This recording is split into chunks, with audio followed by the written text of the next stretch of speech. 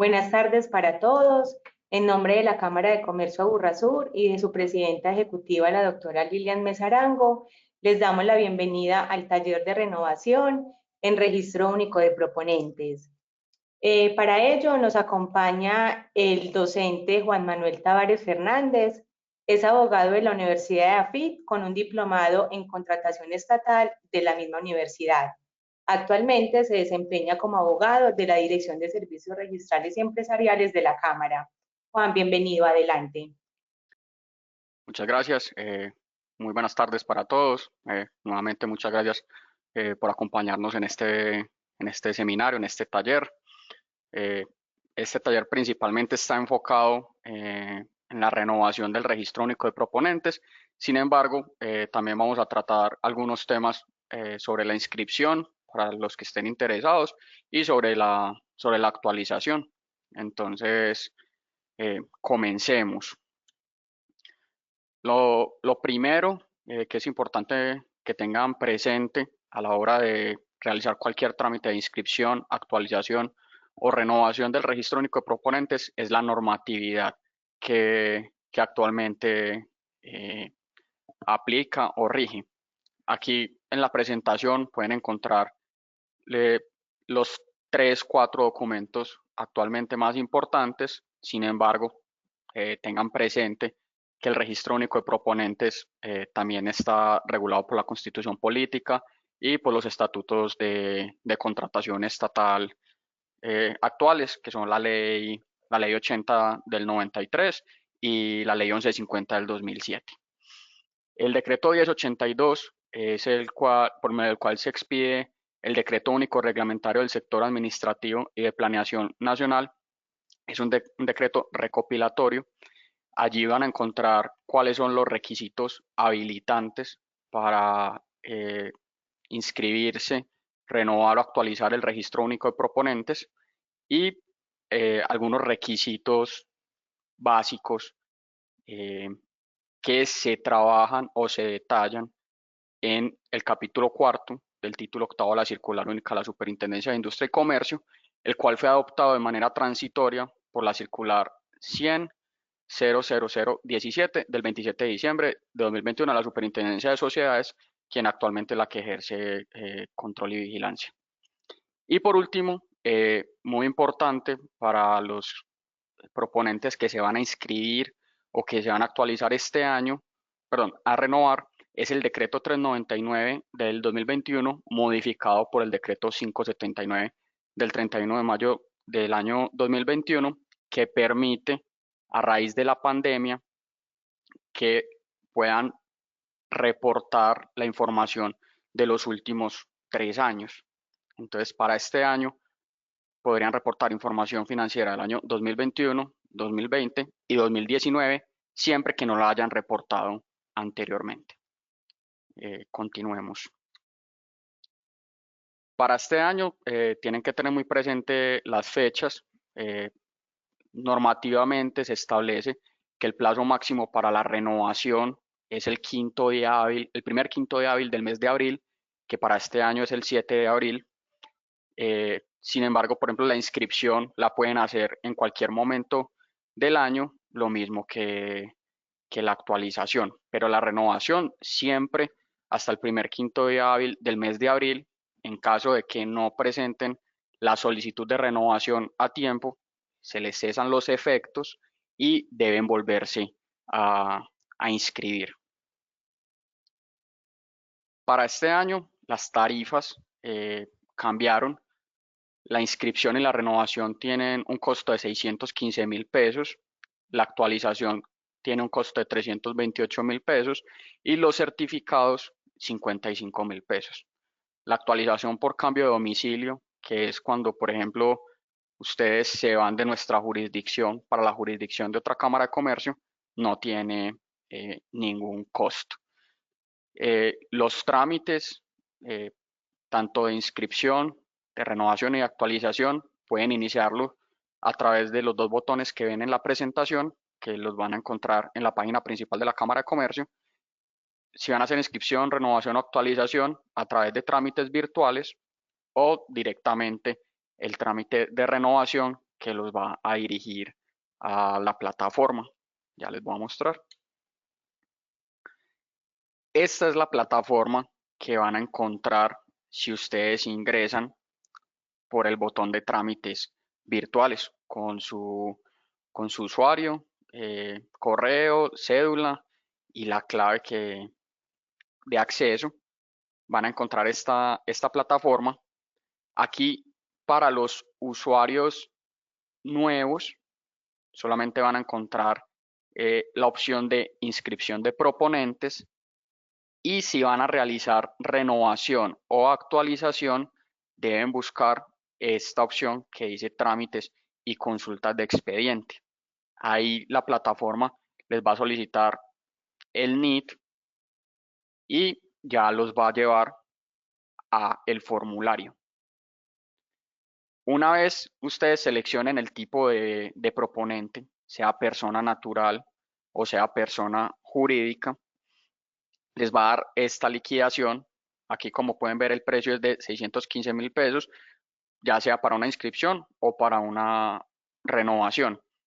E ingresan por esta opción, formulario,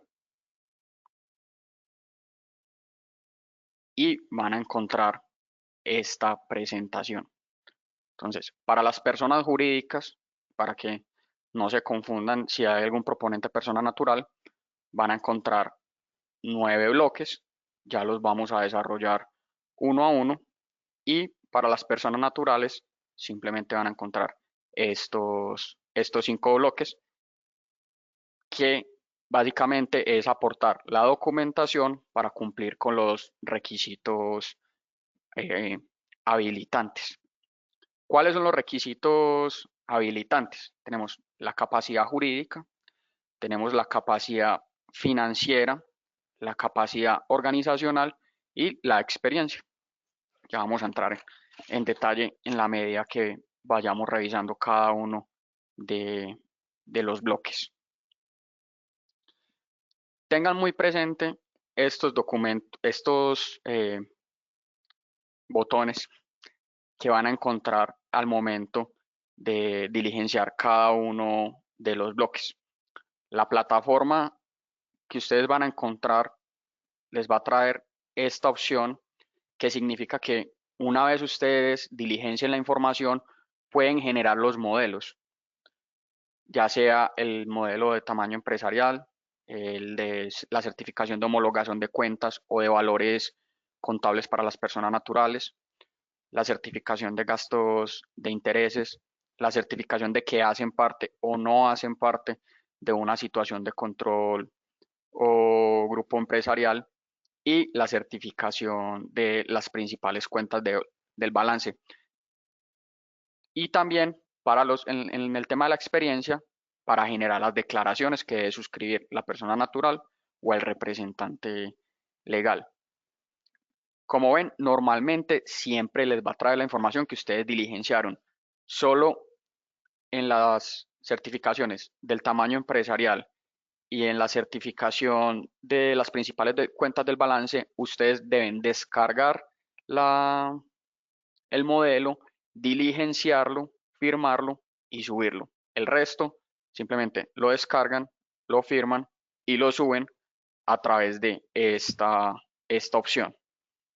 Y a través de el ojo pueden validar que sí haya quedado bien el soporte, que sí lo hayan anexado correctamente, y en caso de que requieran cambiar un soporte cuando lo suben por primera vez, o en caso de que se les haga una devolución, pueden utilizar el botón de la basura, la caneca.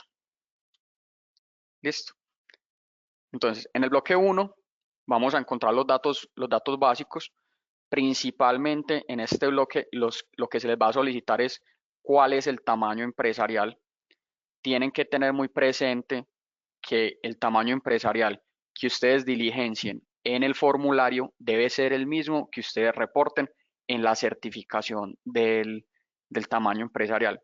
¿Y cómo pueden validar cuál es el tamaño empresarial de la empresa? El decreto 957 del 5 de junio del 2019 reglamentó la clasificación del tamaño empresarial teniendo en cuenta los ingresos por actividades ordinarias y el sector al cual pertenezca la empresa o la persona natural.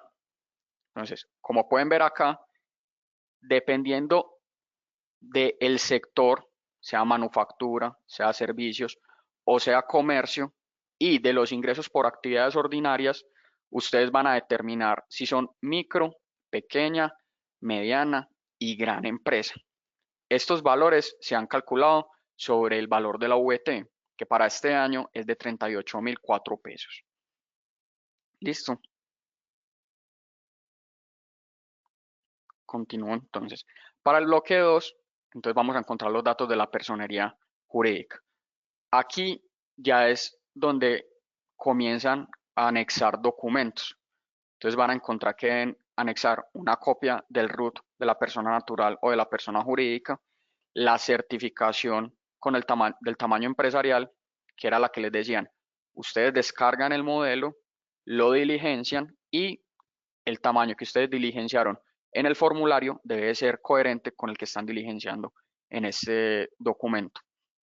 Van a anexar la tarjeta profesional del contador que preparó los estados financieros, del revisor fiscal, en caso de que la sociedad cuente con dicho órgano, o de un auditor externo que audita los estados financieros, pero este es únicamente para las personas jurídicas. Para las personas naturales, únicamente la tarjeta profesional del contador y la certificación de antecedentes de la Junta Central de Contadores de estas mismas personas. Y asimismo van a aportar el certificado de estar al día en el aporte de la seguridad social de sus trabajadores, o el que también se conoce como parafiscales. Listo. Estos tres bloques, el bloque 3, 4 y 5, es más que todo para las personas jurídicas, y esta información es una información que él trae directamente desde el registro mercantil o el registro de entidades sin ánimo de lucro. Estos bloques no se modifican. ¿Cómo se modifican? Cuando ustedes han hecho alguna modificación en el registro mercantil, cuando han nombrado un nuevo representante legal, cuando han modificado las facultades, él arrastra necesariamente esta información.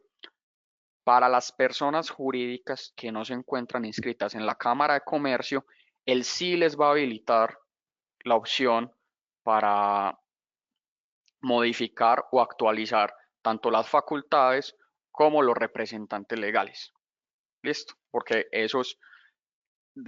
como esas personas no están inscritas en Cámara de Comercio, pues nosotros no tenemos un control sobre la misma, y ya tendríamos que hacer la validación con los documentos que ellos nos aporten. El bloque de la situación de control también aplica únicamente para las personas jurídicas. ¿Cómo validan si ustedes hacen parte de una situación de control o un grupo empresarial? Eso lo debieron o debe estar reportado en el registro mercantil. Es una obligación que tienen las personas jurídicas. Aquí, si hacen parte, entonces van a encontrar este botón, agregar situación de control. Ahí tienen que relacionar a todas las personas que se encuentran vinculadas a la situación de control o al grupo empresarial. Tienen que relacionar el nombre del controlante o la información del controlante y la información de la controlada. En caso tal de que hagan parte de un grupo empresarial, tienen que relacionar a la matriz y a las subordinadas. Entonces, acá es muy importante que cuando estén diligenciando la información de tanto del controlante como de los controlados, que diligencien los números de identificación sin ningún tipo de coma, sin punto, sin guiones, para que el sistema lo pueda reconocer sin ningún inconveniente. Una vez ustedes diligencien esta información, en el bloque les va a aparecer la opción de generar la declaración, y él va a traer toda la información que ustedes reportaron. En caso tal de que la sociedad no haga parte de ninguna situación de control o de grupo empresarial, la plataforma también les va a permitir la opción de generar esa declaración que dice que no hace parte y la firmarán el representante legal y el revisor fiscal. ¿Listo? Y esto es muy importante también más adelante para el tema de la información financiera, porque en caso tal de que ustedes declaren que hacen parte de un grupo empresarial, también nos tienen que anexar los estados, estados financieros consolidados del grupo empresarial, que más adelante se los explicaré. Listo.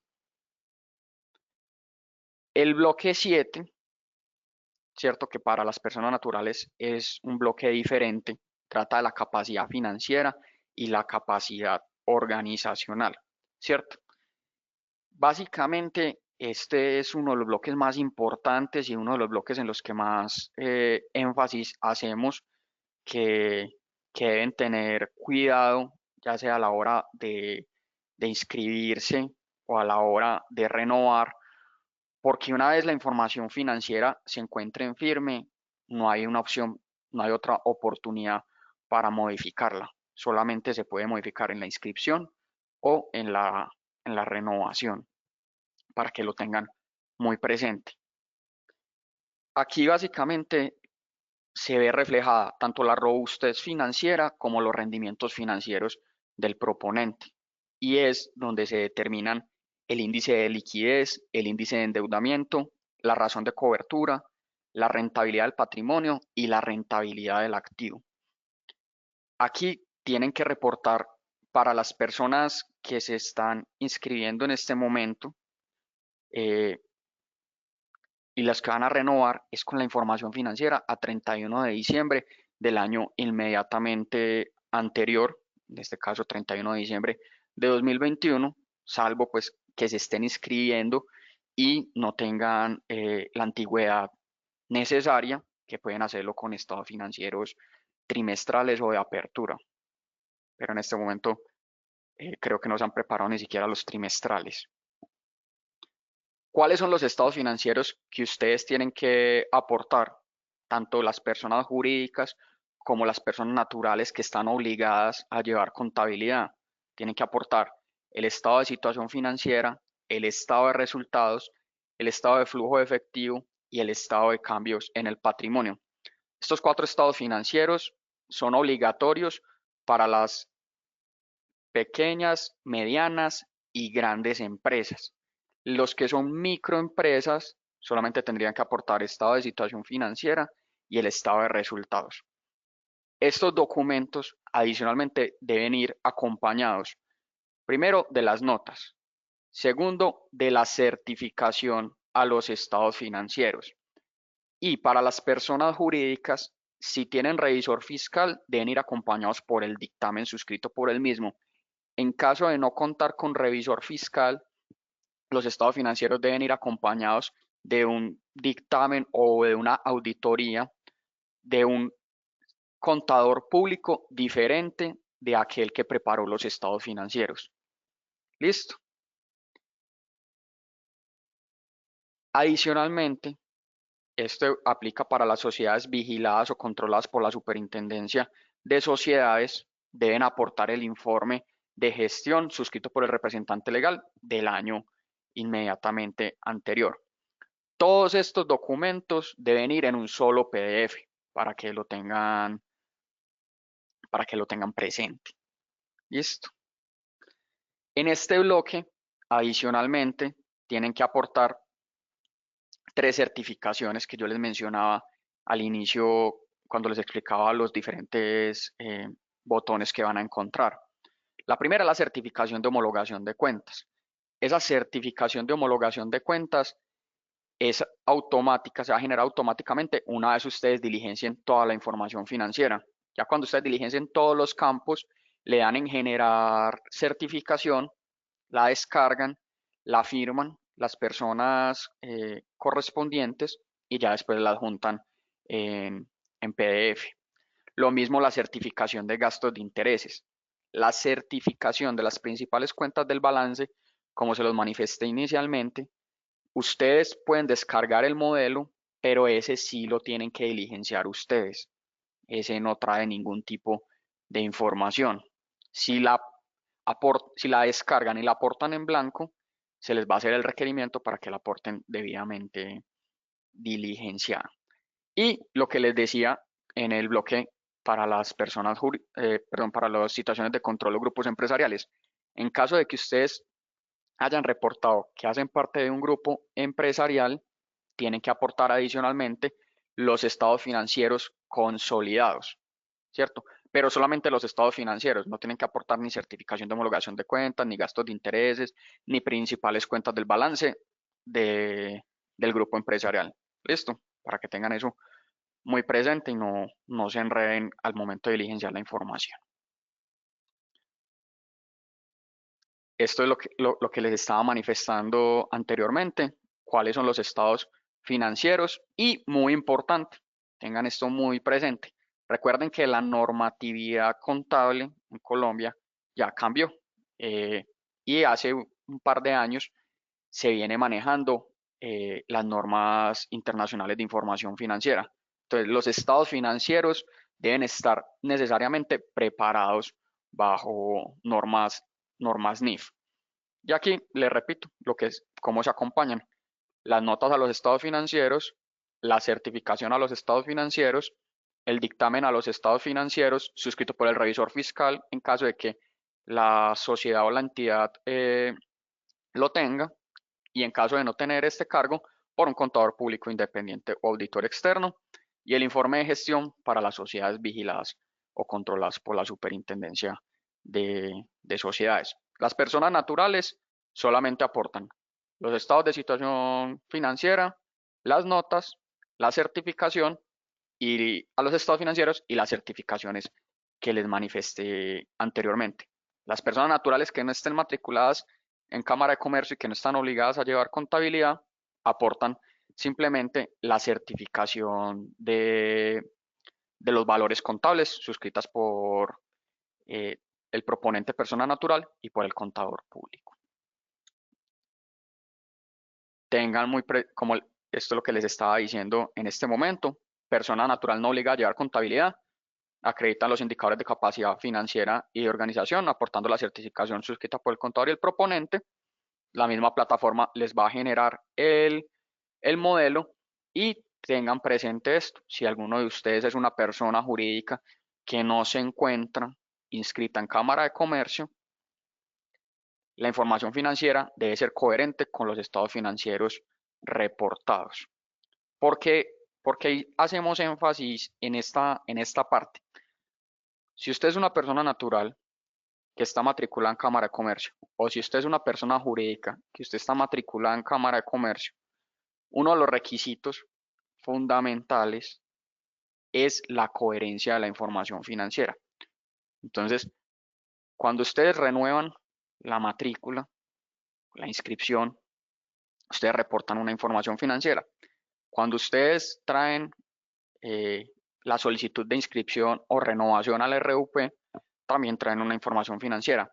Nosotros, ¿qué hacemos? Nosotros verificamos que la información que ustedes reportaron en el registro mercantil o registro de entidades sin ánimo de lucro sea la misma que reportaron en el formulario de inscripción o renovación del registro único de proponentes y la información financiera que ustedes traen en los estados financieros. En caso tal de que se presenten inconsistencias entre los valores reportados en los registros o en los estados financieros, se les realizará el requerimiento respectivo para que validen y corrijan cuál es la información financiera correcta. Y recuerden que al principio de la charla, que les mencionaba los decretos que son muy importantes, les hablaba de dos decretos, acá, el decreto 399 y el 579 del 2021. Entonces, tengan muy presente, si yo soy un proponente que me inscribí por primera vez el año pasado y estoy renovando, o me estoy inscribiendo por primera vez este año, puedo reportar tanto la información financiera del año 2019 y del año 2020. Obviamente si tengo la antigüedad suficiente para hacer ese reporte. Para si usted es una persona natural o jurídica que lleva reportando y lleva renovando juiciosamente 2020, 2021 y está renovando en este año, esa información no es necesaria porque ya usted ya la reportó en los años anteriores y esa información ya se encuentra en firme para que no se vayan a confundir.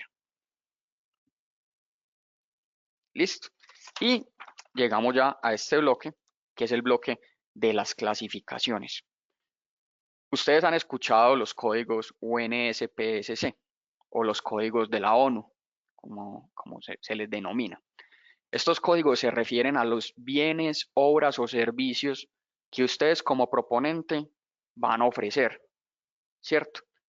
Y está dividido en 4, que son el producto, la clase, la familia y el segmento, ¿cierto?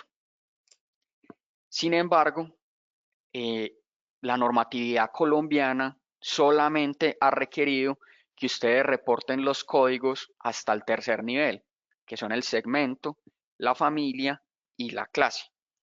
El segmento básicamente es la finalidad del producto, es el general.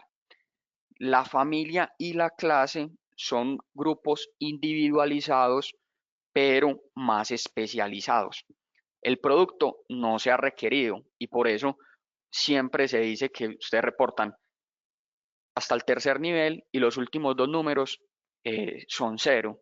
Entonces, por ejemplo, 22, 10, 15, 0, 0. Ustedes siempre van a ver eso en los formularios y así lo van a buscar.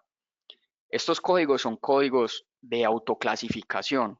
Eso se clasifican ustedes, vuelvo y repito, de acuerdo a los bienes, obras o servicios que van a ofrecer o que han ofrecido en los contratos que reportan. Esa autoclasificación la hacen ustedes, es diferente de la actividad económica reportada en el RUT. Esto no tiene que ver nada con el SIU. Y pueden, en las clasificaciones generales, pueden poner todos los códigos que ustedes deseen y consideren que van a ofrecer o que han ofrecido. Ya en la experiencia, cuando en el contrato él le pida las clasificaciones, ya ustedes tienen que poner los códigos que correspondan al contrato, que correspondan al objeto del contrato que ya está ejecutado. ¿Listo? Y entramos a uno de los bloques más importantes, que es la experiencia. ¿Listo? Acá hago un paréntesis. Es una pregunta que suelen hacer mucho y dicen, es que yo tengo, la empresa es muy vieja, yo tengo que reportar únicamente los contratos del último año. La respuesta es no. Ustedes pueden reportar todos los contratos que hayan ejecutado desde que inició la operación, por así decirlo, de la empresa. Tengo que reportar únicamente los contratos que he ejecutado con entidades públicas. Es que yo nunca he ejecutado un contrato con una entidad pública, yo siempre he trabajado con particulares. La respuesta es, pueden aportar todos los contratos que hayan ejecutado con entidades públicas o con particulares, ¿cierto? La norma no discrimina. ¿Listo? Cuando ustedes estén en este bloque, van a encontrar esta opción. Se llama adicionar contrato. Aquí, ¿qué les va a solicitar la plataforma? Primero les va a decir quién celebró el contrato. Entonces van a encontrar el proponente, la unión temporal o consorcio en la que hizo parte el proponente o socio accionista. Esta opción solo aplica para las empresas que lleven menos de 3 años de existencia, ¿cierto? De haberse constituido. Aquí les van a preguntar primero, ¿cuál fue la fecha de terminación? Muy importante, la fecha de terminación. Nosotros vamos a ver el contrato. Entonces, el contrato dice que el contrato se celebró el 1 de febrero y tiene una duración de 10 meses. Nosotros hacemos la cuenta y validamos la fecha de terminación que ustedes van a reportar. Ojo, es la fecha de terminación, no la fecha de suscripción, no la fecha de inicio. ¿Por qué? Porque es con la fecha de terminación que se calcula el valor en salarios mínimos. La misma plataforma les va a calcular ese valor, pero es muy importante que diligencien la fecha de terminación. Listo. El valor del contrato. Entonces ustedes tienen que revisar bien el soporte que van a aportar. Van a poner el valor total del contrato. Entonces ustedes van a decir, mire, yo tengo un contrato con 5 otros SIS. Entonces eso lo van a reportar como un solo contrato. Y van sumando los valores de las adiciones y adicionalmente teniendo en cuenta las fechas de terminación en caso de que se hayan modificado. Eso es un solo contrato, ténganlo muy presente. Si el contrato lo ejecutaron a través de unión temporal o consorcio, entonces van a diligenciar el nombre de la unión temporal o consorcio y la plataforma les va a solicitar el porcentaje de participación del socio, perdón, de la persona natural o de la persona jurídica en ese consorcio o unión temporal. Tengan presente que si dentro del documento soporte no aparece ese porcentaje, deben aportar junto con el documento el acuerdo de conformación de consorcio o de unión temporal. ¿Listo? Y les van a pedir las clasificaciones específicas para ese contrato. Por eso yo les decía, en el bloque 8 son las clasificaciones generales. En el bloque 9 son las clasificaciones específicas para cada uno de los contratos. ¿Listo? Y vuelvo y le repito, pueden agregar cuantas clasificaciones consideren, siempre y cuando efectivamente tengan relación con el contrato. Eso solamente lo saben ustedes. ¿Listo? Bueno, muy importante a la hora de subir los documentos soportes de la experiencia. La circular, lo que yo les decía ahorita, en una de las normas importantes, el título octavo de la circular única de la Superintendencia de Industria y Comercio, adoptado transitoriamente por la Superintendencia de Sociedades, establece cuáles son los tipos documentales con los cuales yo puedo acreditar la experiencia. Solamente son esos. Ya les voy a explicar o les voy a poner unos ejemplos de cuáles documentos no son idóneos para acreditar la experiencia. El primero es una certificación o certificado expedido por el tercero, o sea, con la persona con la que ustedes celebraron el contrato, que indique que el contrato ya se encuentra ejecutado y debe tener estos documentos o estos requisitos. Primero, se debe identificar a cada una de las partes, ¿cierto? Municipio de Envigado, contratante, contratista, inversiones JMT SAS, ¿cierto? El valor del contrato en salarios mínimos y los bienes o servicios de acuerdo al clasificador de códigos que les mencioné y cuándo fue la fecha de terminación del contrato. Si el contrato, y eso que inclusive acá falta algo, falta el objeto, tiene que estar muy claro cuál fue el objeto del contrato. Si el contrato no, o la certificación, perdón, no trae estos requisitos, entonces ustedes, no trae alguno de estos requisitos, entonces ustedes, ¿qué van a hacer? Ustedes van a generar la declaración que trae la plataforma, donde aparecen la identificación de las partes, la fecha de terminación del contrato, todos los códigos que ustedes reportaron y el contrato, el valor del contrato en salarios mínimos, la descargan, la firma el representante legal o la persona natural y lo adjuntan. Entonces viene, por un lado, la certificación como documento soporte y por el otro lado, la declaración. ¿Listo? La copia del contrato. La copia del contrato viene, primero tiene que estar suscrita, firmada por ambas partes y que se pueda verificar que está efectivamente firmado, ¿cierto? Copia del contrato y viene acompañada de la declaración que yo les estaba mencionando anteriormente. Tengan muy presente lo que les decía, es la copia del contrato íntegra. O sea, si yo tengo un contrato con 5 o 6 otros SIS, es todo el documento con los otros SIS. ¿Listo? No es que por un lado voy a acreditar como el contrato 01, el contrato inicial, el contrato 02 va a ser el primer otro sí, el contrato 03 el segundo otro sí, ¿cierto? Es todo un solo contrato. Las actas de liquidación del contrato, esas también deben estar suscritas por ambas partes, o por lo menos suscritas por el tercero contratante. Debe venir acompañada de una declaración suscrita por el representante legal o la persona natural en la que certifique bajo gravedad de juramento que la información reportada en esa acta de liquidación se encuentra en firme. Y adicionalmente la declaración suscrita por el representante legal, donde aparezcan los códigos de clasificación, el valor del contrato en salarios mínimos, la fecha de terminación, la que siempre acompaña a los otros documentos. ¿Listo?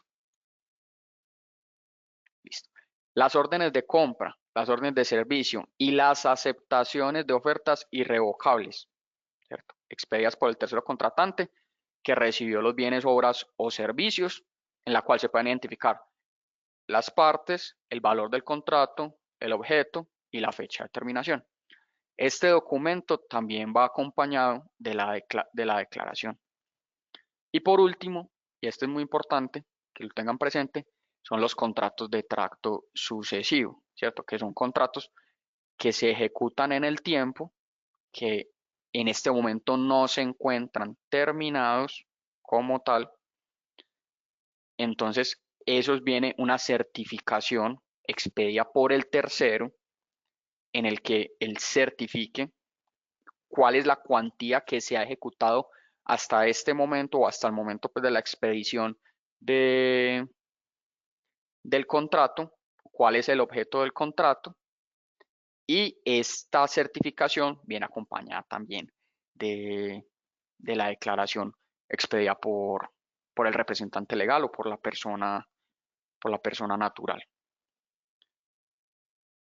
Esto esto es lo que yo les estaba explicando. Entonces, una vez ustedes ya hayan relacionado la información, nombre del contratante, nombre del contratista, valor del contrato, fecha de terminación, en caso de que haya sido por unión temporal o consorcio, el porcentaje, y hayan relacionado todas las clasificaciones, les va a aparecer aquí contrato 001 celebrado con municipio de Envigado y les van a aparecer estos botones. Este de acá es para editar la información del contrato, sea que tengan que editar el nombre, sea que tengan que editar el valor, sea que tengan que editar el porcentaje, que le quieran adicionar clasificaciones. A través de este documento, a través de este botoncito, perdón, van a subir el documento soporte de la experiencia, la certificación, el contrato, el acta de liquidación, la orden de compra, la orden de servicio. Y a través de este botoncito van a generar la declaración. Entonces, ustedes le dan clic acá, él les va a descargar el documento en Word, ustedes lo van a imprimir, lo hacen firmar por la persona natural o por el representante legal de la persona jurídica y lo suben en PDF. Aquí al lado va a aparecer este mismo botoncito, pero solamente para la declaración. Ojo, acá va a haber subir soporte y aquí subir declaración, ¿cierto? Para que lo tengan muy presente. Bueno, entonces unos tipsitos, regálame un minuto por favor.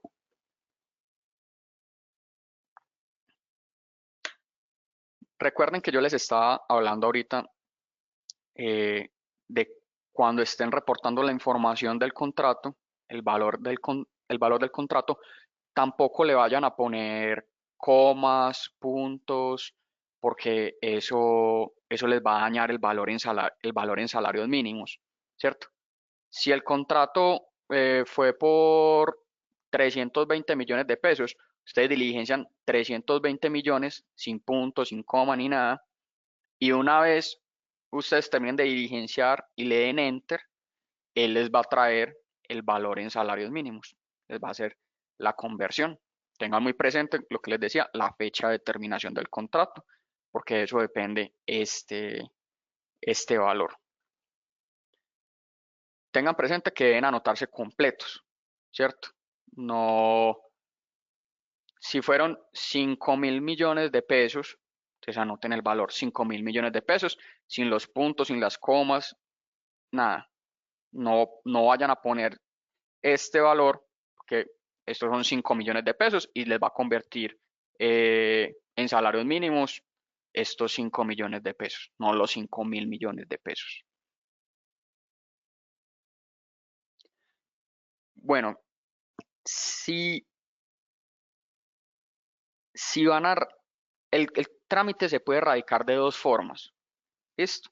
El trámite se puede radicar a través de la plataforma, como se los hemos venido mostrando, o a través de una de nuestras sedes, ¿cierto?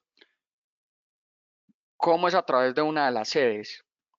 Ustedes van a pasar por cada uno de los bloques, dependiendo del tipo de proponente, van a diligenciar toda la información que les va solicitando, la información financiera, las clasificaciones, la información de los contratos, todo eso. Y una vez ustedes terminen de diligenciar la información, van a darle a imprimir formulario final y le van a dar clic en para pagar en caja. Ese formulario final lo van a hacer firmar en original, firma manuscrita, no firma digital, no van a pegar ninguna firma por parte del representante legal y van a imprimir todos los soportes, ¿cierto? Van a imprimir todas las certificaciones, van a imprimir los estados financieros, van a imprimir todos los contratos, todas las declaraciones y lo van a traer a la sede, a una de nuestras 5 sedes y aquí realizan el pago, ¿cierto? Si el trámite lo hacen de forma virtual, entonces recuerden que cuando ustedes ingresan por trámites virtuales, él les va a solicitar un usuario, que es un correo, les va a solicitar una identificación y les va a solicitar una clave. Tengan muy presente que para firmar electrónicamente el trámite, el mismo debe ser creado, el usuario tiene que ser creado con la cédula de ciudadanía de uno de los representantes legales que aparezca inscrito en el certificado, ¿cierto? Eso no significa que si yo soy el contador de la empresa, si yo soy el abogado de la empresa, no soy el representante legal, que yo no pueda adelantar todo este trámite. ¿Por qué motivo? Porque cuando ustedes ingresan al trámite por el formulario, él inmediatamente les va a arrojar un número de recuperación. Con ese número de recuperación, yo puedo entrar las veces que sea necesario antes de radicar el trámite, o si me devuelven el trámite con ese mismo número de recuperación, yo recupero el trámite, ¿cierto? Entonces, por ejemplo, yo como abogado entro con mi usuario, realizo todo el trámite, subo todos los documentos y ya va a ingresar o ingreso con un usuario creado con la cédula del representante legal y con ese usuario firmo electrónicamente el trámite y ya realizo el pago respectivo.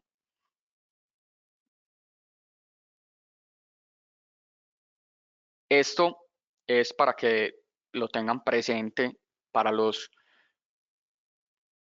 contratos que ustedes vayan a reportar y que la persona jurídica o la persona natural haya ejecutado a través de unión temporal o de consorcio. Entonces, recuerden que yo les decía, cuando yo esté reportando el contrato, que hay 3 opciones: el proponente, unión temporal o consorcio, o por socio o accionista. Entonces, selecciona la opción uniones temporales o consorcios. En el nombre del contratista van a poner el nombre de la unión temporal o del consorcio, no van a poner el nombre de la persona natural, no van a poner el nombre de la persona jurídica. y van a poner el valor total ejecutado, o sea, el valor total del contrato. Y él les va a solicitar cuál fue el porcentaje de ejecución de la persona natural o de la persona jurídica. Si por el contrario, ustedes son una sociedad que está recién constituida, o sea, tiene menos de 3 años de haberse constituido, y uno de los socios o accionistas va a aportar su experiencia y una de esas experiencias, uno de esos contratos lo hizo a través de unión temporal o consorcio, ¿cierto? Entonces van a poner en el nombre del contratista el nombre del socio, ¿cierto? En el valor ejecutado ya no vamos a poner el valor total del contrato, sino el valor ejecutado por el socio. Entonces, si el socio ejecutó el 50%, vamos a poner el 50% del valor del contrato que aparece allí reportado.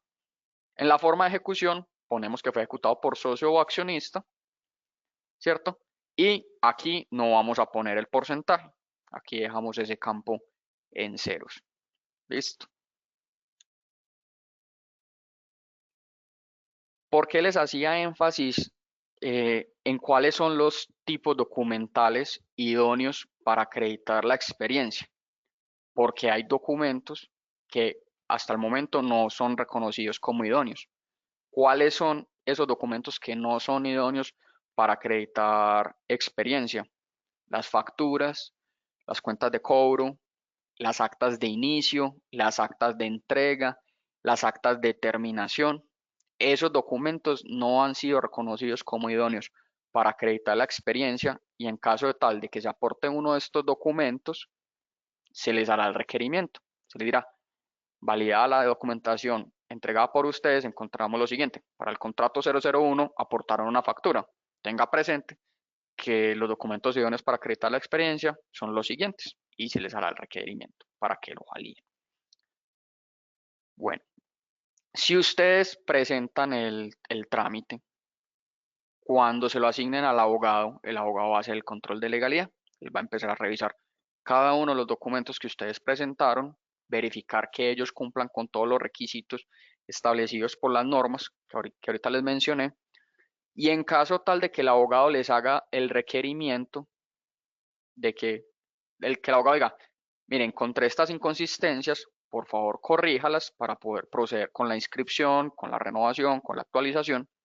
Ustedes van a tener un mes para, para reingresar, para reingresar el trámite. En caso de que no lo hagan, se les declarará el desistimiento tácito. Porque es muy importante que tengan presente esto. Si en una renovación, esto es muy importante para los temas de renovación, si en una renovación a ustedes se les devuelve el trámite y ustedes dentro del mes siguiente no, no presentan o no lo reingresan y adicionalmente ya pasó el quinto día hábil del mes de abril para hacer la solicitud, se les cesarían los efectos y tendrían que volver a iniciar el trámite, tendrían que volver a inscribirse. ¿Listo? Si a mí me traen el documento aquí a la sede, ¿cierto? Si ustedes me traen el paquete aquí a la sede, yo lo reviso, les encuentro alguna inconsistencia, ustedes tienen que venir por la documentación, retirarla, realizar las correcciones y reingresar el trámite otra vez a través de una de las sedes. Si por el contrario, ustedes radicaron toda la documentación de forma virtual, tienen un mes para hacer las correcciones y reingresar el trámite de forma virtual. Si yo estoy haciendo el trámite de forma presencial, para que lo tengan presente, no tengo la obligación de subir esos mismos documentos a la plataforma. Yo simplemente imprimo el formulario, imprimo todos los soportes y los traigo acá. ¿Listo? Para que no estén diligenciando la información, subiendo documentos soportes y después imprimiéndolos para traerlos acá. Vamos más que todo por efectividad, por eficacia. Listo. Y este es muy importante en caso de que ustedes celebren o hayan celebrado contratos en un idioma diferente del castellano, pues los mismos, ustedes pueden aportar ese contrato, pero ese contrato debe venir con la traducción oficial y adicionalmente con la certificación de la tasa representativa del mercado en caso tal de que el contrato no se haya celebrado en moneda, en peso colombiano. Si el contrato se celebró, por ejemplo, en castellano, en español, pero se pactó un valor en moneda diferente al peso colombiano, ese contrato debe venir acompañado de una certificación firmada por la persona natural o por el representante legal en la que certifique la tasa representativa del mercado de esa moneda a la fecha en la que se terminó el contrato. Entonces, que el contrato se terminó el 31 de diciembre del año pasado, ¿cierto? El contrato tenía un valor de $2.000. Entonces ustedes traen el contrato y a ese contrato anexan una certificación suscrita por la persona natural o el representante legal que diga, certifico que a 31 de diciembre del año 2021 la tasa representativa del mercado para el dólar americano era de 3.947 pesos. Entonces ahí se hace la comparación. Yo multiplico $2.000 por los 3.947 pesos. Eso me da el valor del contrato que ustedes debieron haber reportado y sobre el cual se calculó el valor del contrato en salarios mínimos. Bueno, eh, creo que aquí evacué lo principal. No sé si pasamos a las preguntas. Juan Manuel, sí, mira, por acá tenemos el señor Guillermo Ramírez, nos consulta que si el valor del contrato incluye IVA. Sí, bueno, aquí es muy importante si está especificado o no, ¿cierto? Si el contrato dice, el valor del contrato son 16 millones de pesos más el IVA, que es de tanto, ¿cierto? Ustedes suman ese valor total, o sea, el valor del contrato más el IVA, y ese es el que reporta. Porque muchas veces en los contratos ustedes van a encontrar que que el valor dice, el valor del contrato es de tanto IVA incluido, ¿cierto? Si dice más IVA, ya ustedes le hacen la suma, ¿cierto? Entonces 16 millones más el IVA, o sea, el 19%, eso me da el valor total del contrato. Perfecto, gracias Juan. El señor Luis Fernando Rivera Mora nos pregunta, cuando se realiza una devolución, ¿cuál es el proceso para cargar los documentos de nuevo? ¿Cómo se realiza? Listo, perfecto. Don Luis, entonces recuerde que yo le decía ahorita que cuando ustedes ingresan a la plataforma, ustedes van a encontrar un número de les va a dar un número de recuperación, ¿cierto?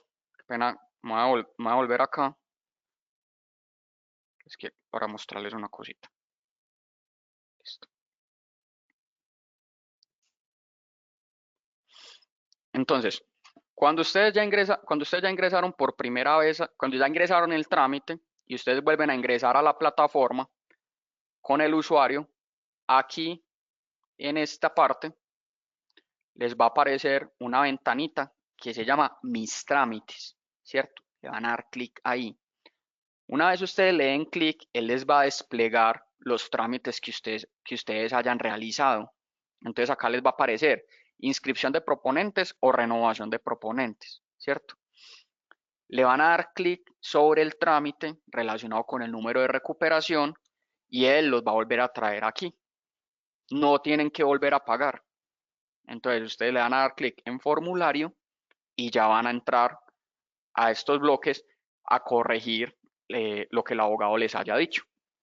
Entonces, lo que les decía, si el trámite fue presencial, entonces ustedes, si tienen que corregir algo en el formulario, se van al bloque respectivo hacen el ajuste, vuelven a imprimir el formulario y lo traen a la sede, ¿cierto? Si el trámite fue virtual, ingresan de la misma forma con el número de recuperación, ingresan al formulario, se van para el bloque donde tienen que hacer el ajuste respectivo. Entonces, si hay que modificar tanto el formulario como alguno de los soportes, entonces voy a buscar, que tengo que el soporte está malo, que el soporte no está firmado, me voy a ir a buscar el soporte. Efectivamente no está firmado, lo elimino. Si es un soporte que yo generé, lo subo. Si es un soporte que me genera la plataforma, lo genero, lo descargo, lo firmo y lo subo. Una vez ustedes hagan los ajustes que se les está, o si los ajustes requeridos, vuelven a firmar electrónicamente el trámite para reingresarlo y que entre nuevamente a control por parte del abogado. Listo, Juan, muchas gracias. El señor Andrés Correa dice, si es renovación, debería incluir contratos que ya incluí en renovaciones anteriores. ¿Afectan en algo hacerlo o no hacerlo? Bueno, pues lo ideal es que no reporten contratos que ya reportaron, ¿cierto? Si, por ejemplo, ustedes van a agregarle clasificaciones a un contrato que ya hubiesen reportado, entonces recuerden este botoncito. Lo voy a mostrar acá.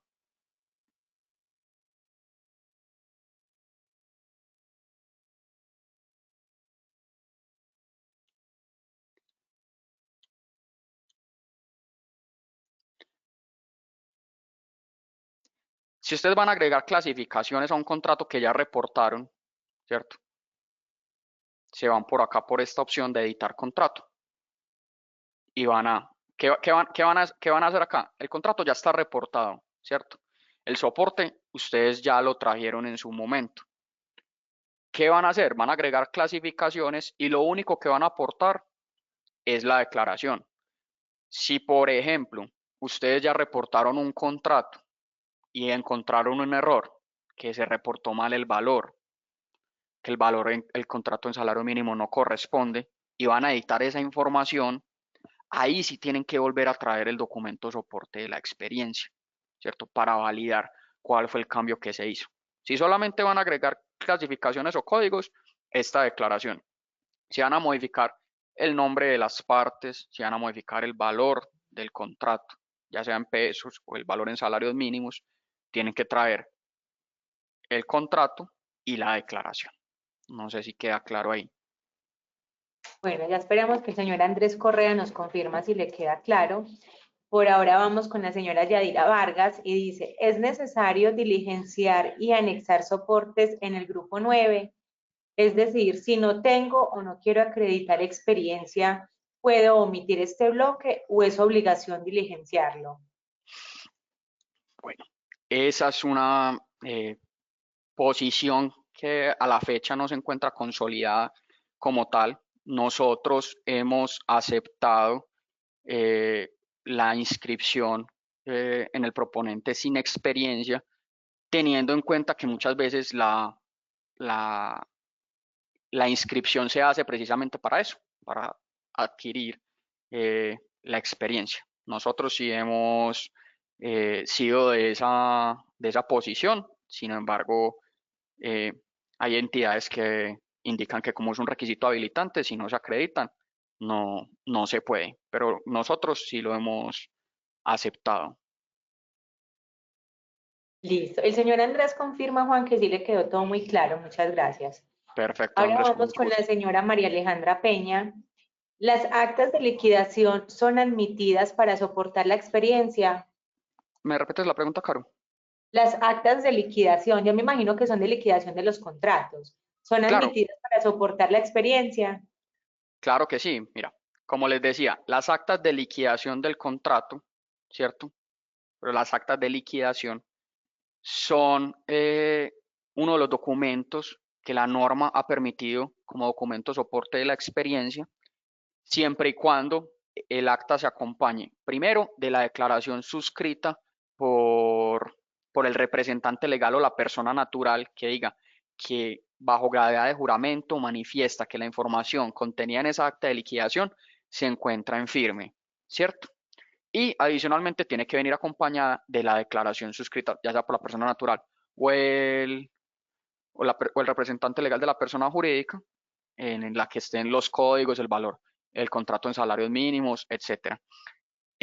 Caro, me confirman por acá, qué pena, con el tema del IVA, para que lo tengan muy presente, el reporte del IVA es a discreción de usted como proponente, ¿cierto? Usted puede certificar el valor neto o el valor con IVA. Es a discreción del interesado. Hasta la fecha no hay norma como tal que establezca la obligación de reportar el contrato con IVA o sin IVA. Perfecto, Juan. Ya terminamos con la señora María Alejandra sobre el acta de liquidación. Sí, sí, sí, si de pronto Perfecto. tiene alguna duda adicional, por favor que me lo haga saber, que con mucho gusto lo aclaramos. Listo, yo creo que hay una pregunta que tiene relación y nos dice la señora Claudia Cano. Al presentar el acta de liquidación del contrato, no dice, ¿es obligación presentar el acta de liquidación del contrato o con aportar todos los documentos del contrato es válido? Ella lo pregunta porque en Cámara de Comercio de Medellín dice que solo con anexarlos ya es válido. Claro que sí, doña Claudia. Como le decía, la forma de acreditar la experiencia se hace con cualquiera de los documentos que yo le acabo, pues que les presenté. Lo ideal es que solamente presenten uno de los documentos. O sea, si yo tengo la certificación expedida por el tercero, la presento. Si tengo la copia íntegra del contrato, la presento. Si tengo el acta de liquidación, la presento. Eh, ya que es muy importante que ustedes revisen eh, cuál es el documento como tal, ¿cierto? Porque muchas veces ustedes me pueden aportar la copia del contrato y la copia del contrato tiene un valor. El valor total del contrato fueron 200 millones de pesos, pero me aportaron también el acta de liquidación. Entonces el acta de liquidación dice que el valor del contrato eran 200 millones de pesos, pero que se ejecutaron realmente 195 millones de pesos. Entonces yo voy a encontrar como abogado una inconsistencia. Yo le voy a decir, venga, aclare cuál es el valor total del contrato, que según la copia del contrato es uno, según el acta de liquidación es otro. Corríjame. Entonces, si usted solamente me trae el acta de liquidación, ya es suficiente. Si usted solo, pues, el acta de liquidación con la declaración suscrita por el representante legal y la manifestación bajo gravedad de juramento. Si usted me trae solamente el contrato, es suficiente. Si me trae solamente la certificación, es suficiente. No sé si queda claro. Listo, gracias, Juan. La señora Daniela Ortega, las certificaciones, no sé, la señora Daniela Ortega de pronto puede habilitar el micrófono, ya acá la tengo habilitada porque no comprendo la pregunta. Puede prender su micrófono y realizar la consulta.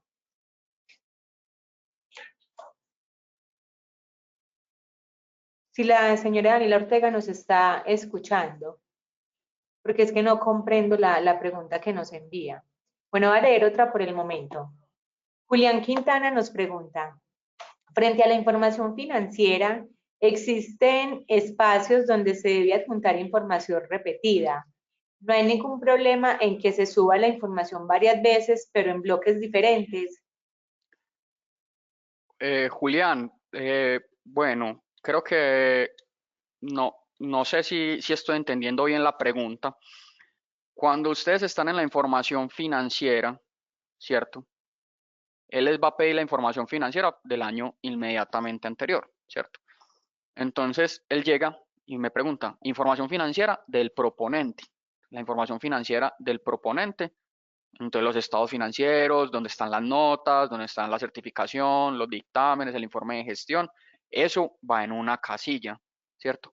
Después está la certificación de homologación de cuentas, eso está en otra casilla. La certificación de gastos de intereses está en otra casilla. La certificación de las principales cuentas del balance está en otra casilla. De pronto, ¿cuáles son los campos que aparecen, que creo que son los que me estás diciendo que están repetidos? La información financiera del grupo empresarial, eso es una, ¿cierto? Hay unos campos que aparecen que es la información financiera de las que reportan a la superintendencia, ¿cierto? Esos son otros campos, son diferentes. No sé si de pronto me puede aclarar cuáles son los campos que, que aparecen repetidos. Don Julián, si quiere puede activar su micrófono que ya está habilitado para hablar. Ok, buenas tardes, Juan Manuel, ¿cómo estás?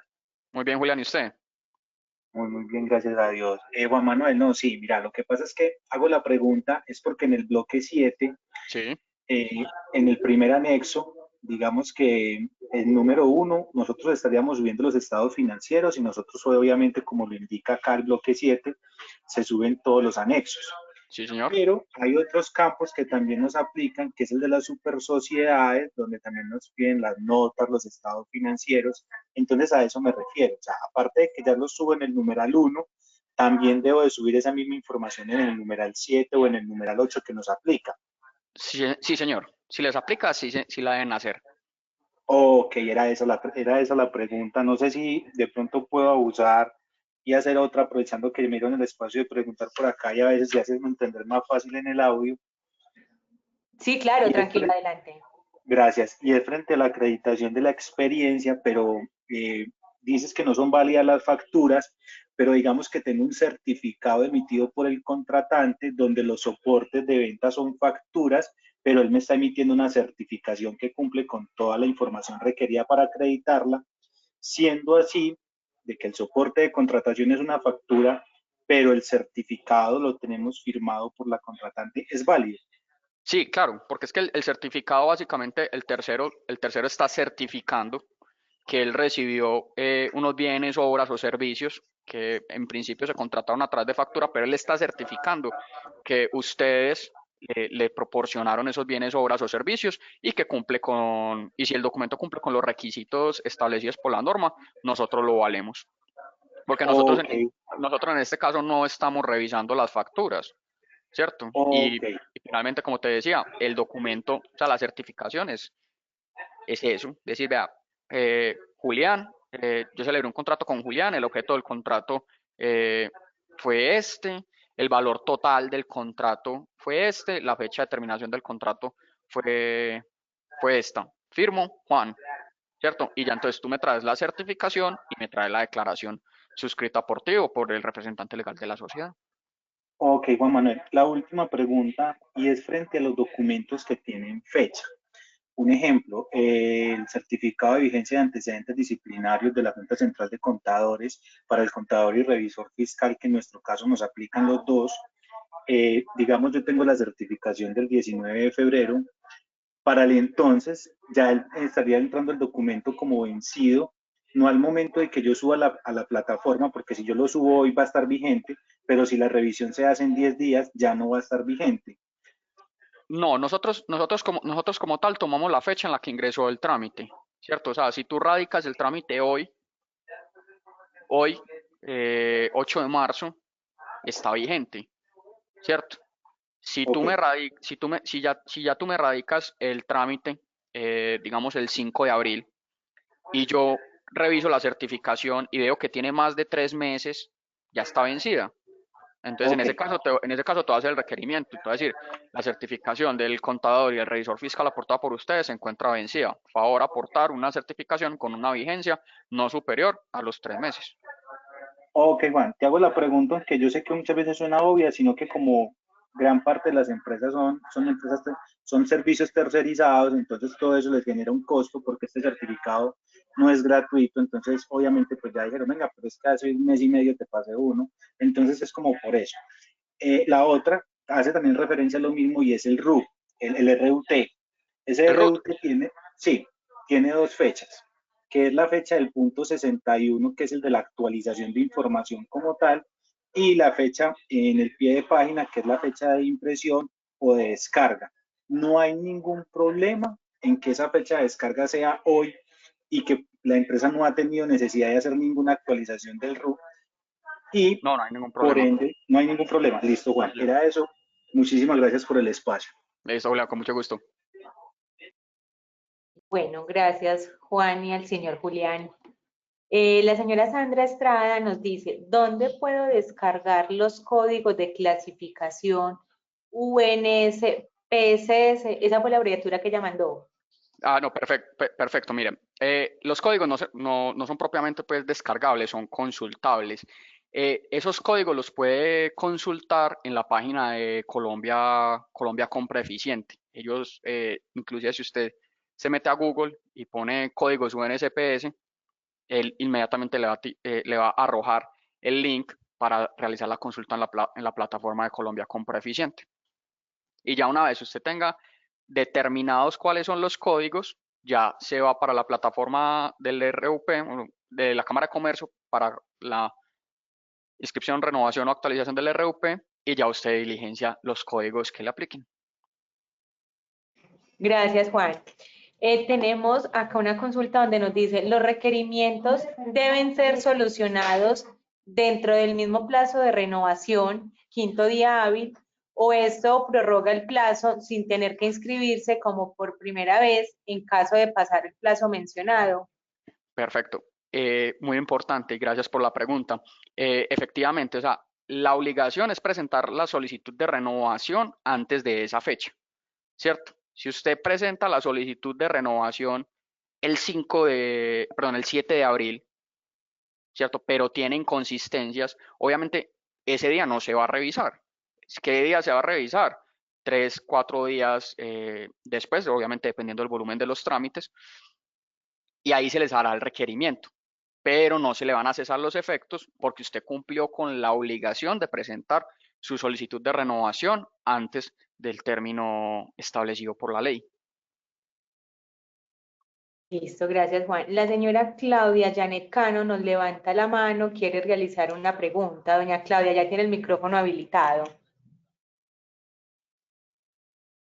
Muy buenas tardes, qué pena, doctor, vuelvo y lo molesto. Lo que pasa es que no tengo bien claro lo del tema de los documentos que se aportan con la experiencia, porque el año pasado me devolvieron precisamente ahí en la Cámara de Comercio de ustedes un contrato porque no aportábamos el acta de liquidación. A ver, yo le cuento qué es lo que pasa. De pronto uno puede tener, o la idea es tener toda la información del contrato. Por ejemplo, el contrato, todos los otros ISO, las adiciones que hayan tenido tanto en plazo como en valor, si de pronto hubo suspensiones y reinicios, porque eso me cambia la fecha de terminación del contrato y el acta de recibo, ¿cierto? Uno, muchas veces el valor del contrato inicial no es el mismo del valor final del contrato, así haya tenido adiciones, ¿cierto? Un ejemplo, a mí me dieron un contrato de 200 millones de pesos, tuvo adiciones y quedó en 300, pero yo no ejecuté los 300, sino que ejecuté 298 millones de pesos, que normalmente en el acta de recibo esto queda plasmado, ¿cierto? ¿Por qué hago la pregunta con respecto al acta de liquidación de no aportarlo? Porque muchas veces usted puede terminar un contrato y estarlo liquidando 4, 5, hasta un año después de haberlo terminado, se lo hayan recibido a usted a entera satisfacción. Entonces, por eso pregunto si aportando solamente toda la parte completa del contrato, que contenga todos sus otros sí, sus adiciones, su acta de recibo, su acta de inicio, no es necesario aportar el acta de liquidación. Bueno, ahí inclusive, muchas gracias por la pregunta. De pronto sería bueno revisar el caso, de pronto la carta de evolución del año pasado y validar qué fue lo que se le requirió. Lo que les decía ahorita, o sea, tengan muy presente que una cosa es el valor total del contrato y usted mismo lo acaba de decir, y otra cosa es el valor que pueda aparecer en el acta de liquidación, ¿cierto? Entonces ahí se les haría el requerimiento. ¿Qué requerimiento se pudo haber hecho? Acá pensando, analizando el caso que usted me está diciendo, es lo mismo que yo le decía ahorita. De pronto el contrato inicial dice que son 300 millones de pesos, pero en el acta de recibo, en el acta de entrega, ¿cierto? Aparecen 298 millones de pesos. Entonces ustedes dijeron, el contrato fue de 298 millones de pesos, pero para nosotros esos dos documentos que yo le acabo de decir, el acta de entrega y el acta de recibo, no son documentos idóneos para acreditar la experiencia, ¿cierto? ¿Cuál es el documento bueno ahí? El contrato, ¿cierto? Ah, bueno, o Entonces, sea que en caso, sí, perdón que lo interrumpa, en tranquila. caso de que haya una diferencia entre el valor inicial del contrato y lo que dice el acta de recibo, ahí sí debo aportar el acta de liquidación. Claro, ¿por qué? Porque es que si el acta, si el acta de liquidación es la que me va a decir que efectivamente fueron 298 millones de pesos, o sea, la que me va a corroborar lo que usted me está diciendo en el acta de recibo, entonces ni siquiera me tiene que aportar el contrato, simplemente me trae el acta de liquidación con la declaración y la manifestación bajo grave de juramento de que la información contenida allí está en firme. La otra cosa era lo que yo les decía, en caso tal de que usted, por ejemplo, este año me traiga el valor, me traiga un contrato, ¿cierto? Usted me dice que, y me trae el contrato entero con todos sus otros SIS, y según ese contrato, el contrato fueron 300 millones de pesos, ¿cierto? Entonces usted me va a reportar un contrato por 300 millones de pesos, pero usted en agosto liquidó el contrato, ¿cierto? Y se dieron cuenta que el contrato liquidado no fueron 300 millones de pesos, sino que fueron 298, 295 millones de pesos. Entonces usted a través de un proceso de actualización o el próximo año cuando esté renovando va a decir, ay, el contrato que yo renové el año pasado, el 103, no es por 300, sino que es por 298 millones de pesos. Voy a editar ese contrato, voy a subir el acta de liquidación, voy a subir la declaración y ahora sí voy a reportar correctamente los 295 millones de pesos. ¿Por qué le digo eso? Porque el documento soporte que usted trae este año, que es el contrato, dice que fueron 300. Entonces usted reportó este año 300 porque ese es el soporte. Pero finalmente el acta de liquidación, cuando usted lo terminó diciendo que no era lo del soporte, sino que era menos. O inclusive fueron más, ejecutó más. Bueno, me queda, ¿Aló? Fue... qué pena. Ah, ok. Ay, sí. Aló, me Sí, queda claro, pero sí me parece muy raro, pues yo tengo entendido que todas las cámaras de comercio tienen que tener como la misma base de los documentos que uno entrega, y yo hago proponente para Cámara de Comercio de Itagüí y pues para Valle de Aburrá, y hago proponente para Medellín. Y en Medellín no se me ha presentado esa dificultad de no tener el acta de liquidación y tener un valor menor a lo que decía el contrato, y con entregar todos los soportes de acta de recibo y todo eso es suficiente. Pero bueno, lo tendré en cuenta. ok, perfecto. Gracias, Juan. La señora Erika Joana Hernández dice, para este proceso de renovación del año 2022, aún se puede aplicar el decreto 399 y 579 de 2021 para certificar los indicadores financieros. Claro, claro, muy buena pregunta. Vuelvo otra vez acá a la parte de la información financiera para que recordemos esto. Información financiera. Acá está. Listo. Sí, por ejemplo, vamos a poner 3 ejemplos. Listo.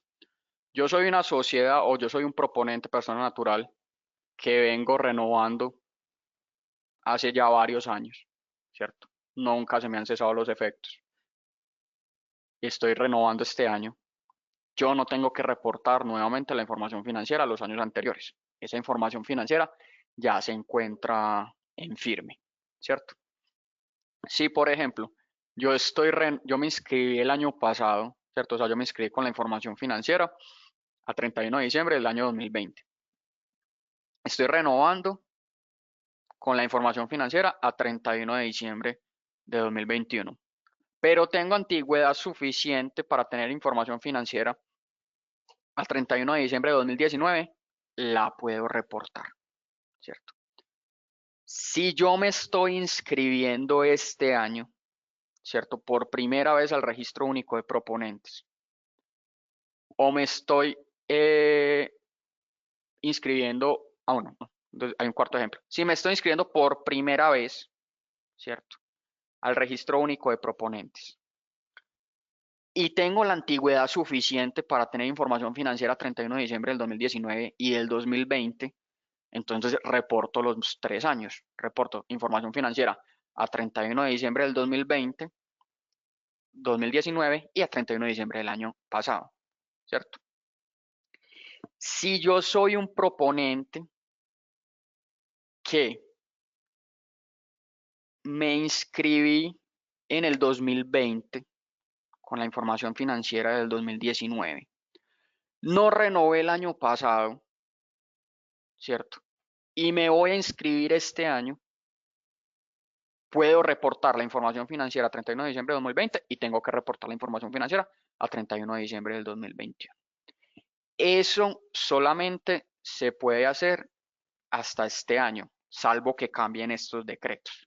Esto lo habilitaron por el tema de la pandemia e implica que a ustedes en los certificados les va a aparecer la información financiera al 31 de diciembre del 2019, 31 de diciembre del 2020, 31 de diciembre de 2021 y que cuando estén en procesos ante entidades estatales y ellos estén revisando los indicadores financieros, ellos deben tomar los indicadores financieros más favorables.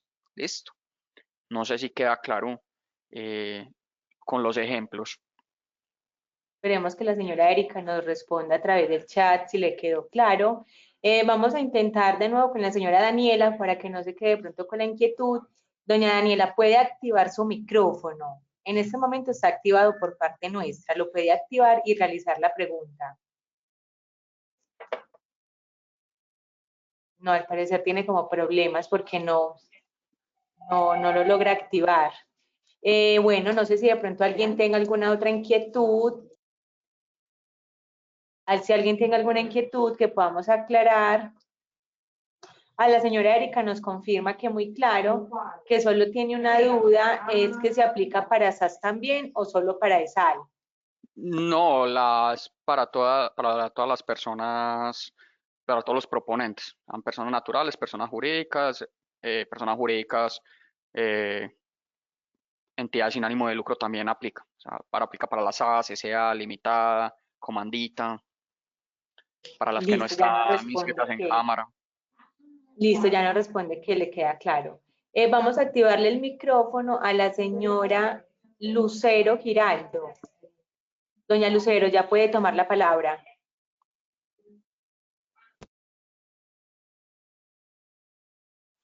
¿Nos Doña están Lucero. escuchando? Sí, ahí ya la escuchamos. ¿Cómo están? Muy bien, ¿y Yo soy usted? Daniela. Hola, Daniela. Qué pena, ok, lo que pasa Daniela. es que estoy como desde el celular y no me quiere dejar activar el micrófono. Lo que pasa es que, mira, han hecho muchas preguntas y yo creo que todos estamos como ante la misma, que son el tema de los certificados para acreditar los contratos. Okay. A mí también me pasó algo parecido el año pasado que certifiqué o sea, el tema de las certificaciones que piden las empresas es un poco complejo porque muchas veces uno las realiza y ellos no responden, o sea, no las mandan, ¿cierto? Entonces, ¿qué tiene uno? El contrato donde está el objeto social y el valor y todo este cuento. Pero ustedes me han rechazado un certificado por un tema de un contrato. Entonces, también entro en la duda porque el año pasado me recibieron contrato pero no certificados. Y el antepasado me rechazaron contratos y me recibieron certificados. Entonces yo creo que todos también tenemos esta duda porque ya me ha pasado varias veces. De hecho, el año pasado me lo devolvieron completo y fue súper tedioso porque me tocó, lo monté por internet y me tocó irme directamente allá. Entonces me revisaron cosita por cosita y me decían que no, que necesitaba el certificado y en otros casos que no, que necesitaba el contrato. Entonces entra uno como, bueno, tenemos tres opciones, se puede, no se puede, qué hacer, porque la verdad siempre te lo devuelven por el tema de la certificación de cada contrato que uno tiene. Pero bueno, ahí sí de pronto, Caro, si podemos tomar el dato para revisar la carta de devolución del año anterior y validar qué fue lo que sucedió. Les reitero, acá existen pues la norma establece unos documentos idóneos para acreditar la experiencia. Es posible, vuelvo y repito, esto acá es sin analizar el caso, que al revisar, por ejemplo, que para un mismo contrato hayan aportado diferentes soportes, ¿cierto? Que hayan aportado una certificación el contrato y un acta de liquidación y que se presenten inconsistencias entre los mismos. Ahí se puede hacer el requerimiento como tal, como vengan, aclaren cuál es el documento que les aplica. De pronto que se presente alguna inconsistencia entre el documento que ustedes están presentando y la declaración, no la certificación, y la declaración suscrita por el representante legal, ¿cierto? Para el formulario dijeron que el contrato era de 2.000 millones, pero en la certificación aparece que es de 2 millones de pesos, que era el ejemplo que poníamos ahorita. Entonces sí sería bueno revisar el caso, revisar por qué se les devolvió y de esta forma pues poder aclarar la inconsistencia, porque les reitero, la norma es muy clara respecto a las formas para acreditar la experiencia y nosotros debemos guiarnos por, por lo que allí se dispone, ¿cierto? Y vuelvo y repito, la norma no dice, usted me tiene que acreditar la experiencia con estos 4 o con estos 5, no, usted me tiene que acreditar la experiencia con alguno de estos soportes, ¿correcto? Entonces sí sería muy bueno revisar qué fue lo que sucedió o si de pronto se trata de una certificación de un contrato de tracto sucesivo que no cumplía con el requisito y por ende se les hizo el requerimiento. ¿Sí me hago entender? Sí, Juan, entonces la señora Daniela, le agradezco si nos comparte por el chat el nombre de la empresa, el NID, y sus datos con un número de teléfono de contacto para que Juan Manuel pueda revisarlo y ya le da una llamadita para confirmarle qué pudo haber pasado. Para las personas que nos están preguntando si la conferencia queda grabada, sí, la pueden encontrar a partir de mañana en nuestro canal de YouTube, Cámara de Comercio Aburrasur, y ahí encontrarán colgada la presentación, toda la grabación del día de hoy. Y las memorias también en la página www.cámaraburrasur.com, en la sección Gestión del Conocimiento, también podrán encontrar las memorias de la presentación que realizó el día de hoy Juan Manuel. Si alguien más tiene alguna inquietud, en el momento no tenemos más relacionada, vamos a esperar unos segunditos si alguien quiere realizar alguna intervención. Y Juan, para finalizar, si les podemos dar una conclusión sobre la capacitación que dictamos el día de hoy. Claro que sí. Bueno, todos, digamos, saben la importancia actualmente del registro único de proponentes. Todos, si están aquí es porque están interesados, porque van a participar en algún proceso de contratación. La invitación es primero que lo hagan de forma consciente, o sea, que no lo hagan, que no lo hagan a la carrera, que se tomen el tiempo de revisar bien el formulario, de revisar bien los soportes, que si tienen alguna inquietud se comuniquen con nosotros, que nosotros les ayudamos. La idea es pues, que todas las personas que se vayan a inscribir o que se vayan a renovar salgan bien sus procesos y puedan participar en sus procesos. Muy importante, acabo de caer en cuenta y para que lo tengan muy presente, la diferencia entre renovar y actualizar. No caigan en que voy a actualizar es lo mismo que renovar, porque después ustedes actualizan y se quedan tranquilos y se les cesan los efectos, para que lo tengan muy, muy presente. Nuevamente, la invitación es a que, a que si tienen cualquier inquietud se comuniquen con nosotros. Acá estamos dispuestos a colaborarles, a guiarlos y, y agradecerles realmente por la participación, por haber asistido y por las preguntas que creo que fueron, la verdad, muy importantes para el desarrollo de este taller. Así es, Juan, muchas gracias por la presentación, por aclararle todas las inquietudes a los empresarios y los invitamos a que continúen conectados con nuestra agenda académica. En la página también de la Cámara de Comercio encuentran todo el calendario de eventos que tenemos programados para que puedan seguir capacitándose ustedes y los colaboradores de la empresa. Feliz tarde y muchas gracias por conectarse. Juan, muchas gracias. Muchas gracias, Caro. Muchas gracias a todos. Que tengan una feliz tarde. Que estén muy bien.